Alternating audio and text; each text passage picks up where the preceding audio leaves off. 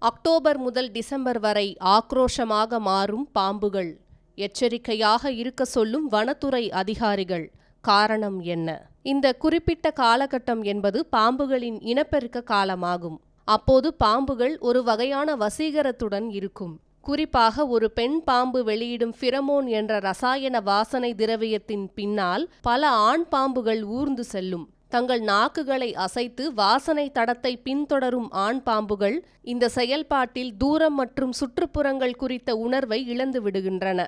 அதாவது அது காதல் வயப்பட்டிருப்பதால் அக்கம் பக்கத்தில் என்ன நடக்கிறது என்பது குறித்து அதற்கு எந்த கவலையும் கிடையாது. வலிமையான மற்றும் புத்திசாலித்தனமான ஆண் பாம்புகள் மட்டுமே பெண் பாம்புகளுடன் இனப்பெருக்கம் செய்யும் வாய்ப்பை பெறுகின்றன. இந்த போட்டித்தன்மை காரணமாக இன சேர்க்கை தேடல்கள் ஆபத்தான சண்டைகளாக மாறி பொதுமக்களுக்கு அச்சுறுத்தலை ஏற்படுத்துகின்றன. அத்துடன் இந்த காலகட்டத்தில்தான் மழை வெள்ள பாதிப்பும் இருப்பதால் வனத்துறையினர் பொதுமக்களை டிசம்பர் வரை பாம்புகள் குறித்து எச்சரிக்கையுடன் இருக்குமாறு அறிவுறுத்தியுள்ளனர்.